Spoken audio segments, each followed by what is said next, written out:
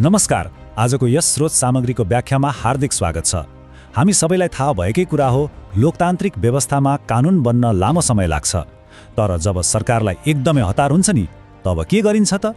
कसरी यो ढिलो चल्ने संसदीय प्रणालीलाई छलेर छिटो काम गरिन्छ? आज हामी सरकारले प्रयोग गर्ने एउटा विशेष बाटो अर्थात् अध्यादेशको भित्री कथा खोज्दैछौँ। यो साँच्चै काम गर्नकै लागि आइपरेको बाध्यता हो वा पुरानी राजनीतिक खेलको नयाँ संस्करण? आउनुहोस्, तथ्याङ्क र विगतका घटनाहरूको आधारमा यसको चुरोकुरो बुझौँ। सुरुवात गरौँ यो निकै चाखलाग्दो समयरेखाबाट। 2083 साल वैशाख 9 गते एउटा चिठी आउँछ। संसदको अधिवेशन आह्वान गरिन्छ। तर अचम्म, भोलि समूहलाई पार्टी फुटाउन सजिलो होस् भनेर राजनीतिक दल सम्बन्धी कानुन अध्यादेश मार्फत नै परिमार्जन गरिएको थियो।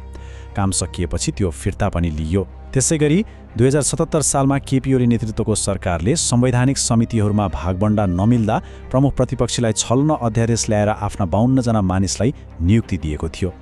दुवै पक्षले यसलाई आफ्नो राजनीतिक स्वार्थ अनुकूल अचूक अस्त्रका रूपमा प्रयोग गरेका थिए। विगतको यो यथार्थ हेर्दा एउटा कुरा घाम जस्तै छर्लङ्ग हुन्छ। जुनसुकै राजनीतिक दल सत्तामा पुगे पनि यो प्रणालीगत छटकट अर्थात् छोटो बाटोको दुरुपयोग ठ्याक्कै एउटै तरिकाले भएको पाइन्छ।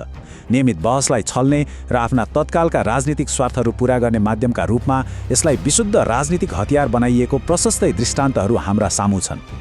अब कुरा गरौँ, आखिर यो अध्यादेश भनेको के हो?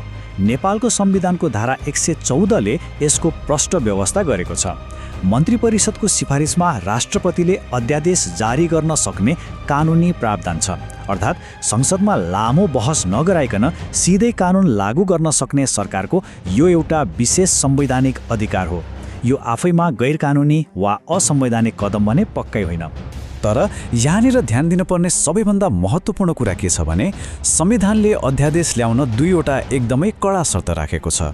पहिलो, संसदको अधिवेशन चलेको हुनु हुँदैन, र दोस्रो, तत्काल केही गर्न आवश्यक परेको अर्थात् कुनै इमर्जेन्सी हुनुपर्छ। अघि हामीले वैशाख 10 गते अचानक संसद अधिवेशन रद्द गरिएको कुरा गरेका थियौँ नि।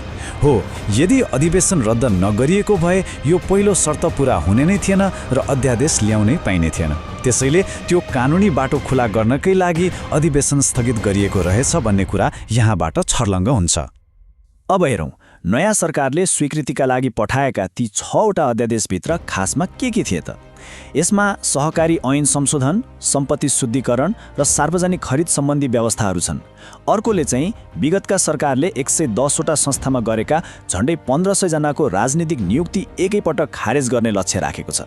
साथै संवैधानिक नियुक्तिलाई व्यवस्थित गर्ने र 20वटा विभिन्न ऐन कानुनलाई एकैपटक संशोधन गर्ने कुराहरू यसमा समेटिएका छन्।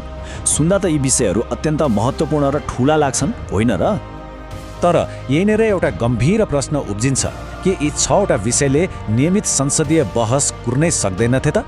सहकारीको कानुन सुधार्नु वा एकैपटक 1500 मानिसको जागिर खारेज गर्नु कि साँच्चै एक दिन पनि पर्खिन नसकिने खालको राष्ट्रिय सङ्कट थियो त? सरसर्ती हेर्दा यी विषयहरू संसदबाटै नियमित प्रक्रिया मार्फत छलफल गरेर पारित गर्न सकिने प्रकृतिका देखिन्छन्। तत्काल नगरेर देशै बिग्रिहाल्ने खालको सङ्कट यहाँ प्रष्ट रूपमा देखिँदैन। कानुन निर्माणको सुस्त चक्र, सरकारहरू किन छोटो बाटो रोज्छन्?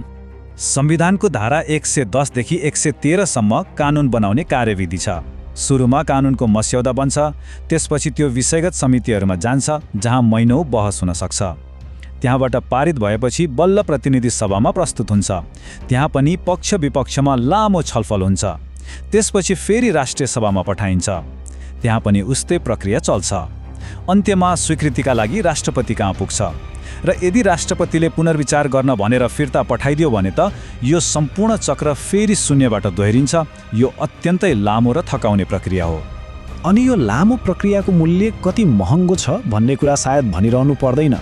यही नियमित प्रक्रियाभित्रै सुरु हुन्छ अनन्त राजनीतिक लेनदेन, बार्गेनिङ र भागबण्डा। एउटा सानो बुदा परिवर्तन गर्न महिनौको ढिलासुस्ती हुन्छ। यदि सबै कुरा एकदमै सामान्य रूपमा अघि बढ्यो भने पनि एउटा कानुन बन्न महिनौँ लाग्छ र थोरै मात्र पनि राजनीतिक अवरोध भयो भने त एउटै कानुन पास हुन वर्ष दिनसम्म लाग्न सक्छ।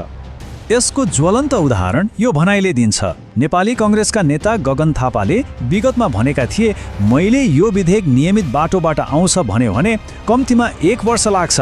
यो भनाइले के प्रमाणित गर्छ भने पुराना र स्थापित दलका नेताहरू स्वयं पनि यो कानुन निर्माणको असाध्यै सुस्त प्रणालीसँग वाक्क दिक्क भइसकेका छन्। एउटा सामान्य कानुन बनाउन पनि वर्षौं कुर्नुपर्ने बाध्यात्मक अवस्था हाम्रो प्रणालीमा छ।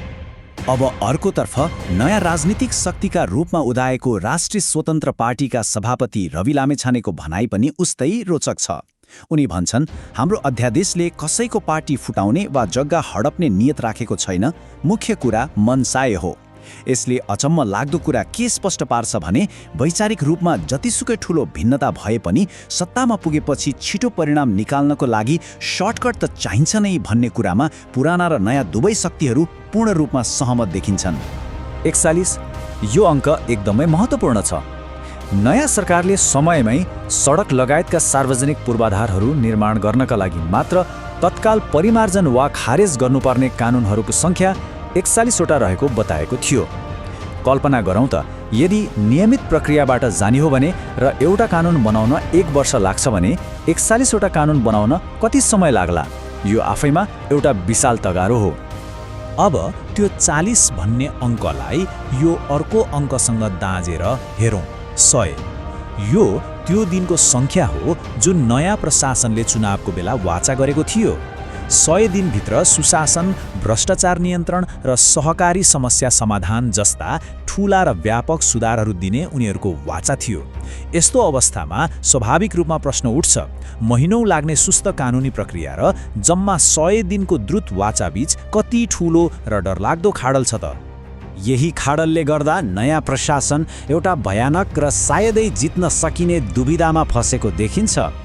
एकातिर नियमित विधायकी प्रक्रिया छ जसले लोकतान्त्रिक बहस त सुनिश्चित गर्छ, तर 100 दिनभित्र वाचा पूरा गर्न पूर्ण रूपमा असफल बनाइदिन्छ। अर्कोतिर अध्यादेशको छोटो बाटो छ जसले तत्काल परिणाम त निकाल्छ, तर संसदलाई छलेर पुरानै नेताहरूले जस्तै अधिनायकवादी बाटो हिँडेको भन्ने गम्भीर आरोप निम्त्याउँछ। त्यसैले सुधारको ठूलो आशा र हुटहुटी बोकेर आएका नयाँ नेताहरू अहिले साँच्चै भन्नुपर्दा खुकुरीको धारमा हिँडिरहेका छन्। उनीहरूसँग 2 वटा मात्र विकल्प बाँकी देखिन्छन्। कि त कानुन बनाउन सकिएन भनेर आफ्ना वाचाहरू पूरा गर्न नसकेकोमा माफी माग्नु पर्यो, कि त हिजो प्रतिपक्षमा हुँदा आफैले खरो आलोचना गरेको त्यही अध्यादेशको हतियार प्रयोग गरेर भए पनि काम सम्पन्न गर्नु पर्यो। यो एउटा यस्तो प्रणालीगत पासो हो जहाँ जोसुकै सत्तामा पुगे पनि उही नियति भोग्न बाध्य हुन्छ। समग्रमा हेर्दा यसले एउटा निकै गहिरो प्रश्न खडा गर्छ, के यो छोटो बाटो साँच्चीकै नै ढिलो र सुस्त प्रणालीभित्र काम गरेर परिणाम निकाल्नै पर्ने एउटा बाध्यात्मक कदम मात्र हो, वा यो फेरि पनि त्यही पुरानै राजनीतिक दाउपेच र शक्ति अभ्यासको नयाँ संस्करण मात्रै हो? लोकतान्त्रिक प्रक्रियाको सम्मान र द्रुत गतिमा काम गर्नुपर्ने आवश्यकता बीचको सन्तुलन आखिर कहाँनिर गएर मिल्नुपर्छ त? स्रोत सामग्रीहरूको यो व्याख्या हेरिसकेपछि यसको निक्रियोल गर्ने जिम्मा अब दर्शकवृन्दलाई नै छोड्न चाहन्छु। साथ दिनुभएकोमा धेरै धेरै धन्यवाद।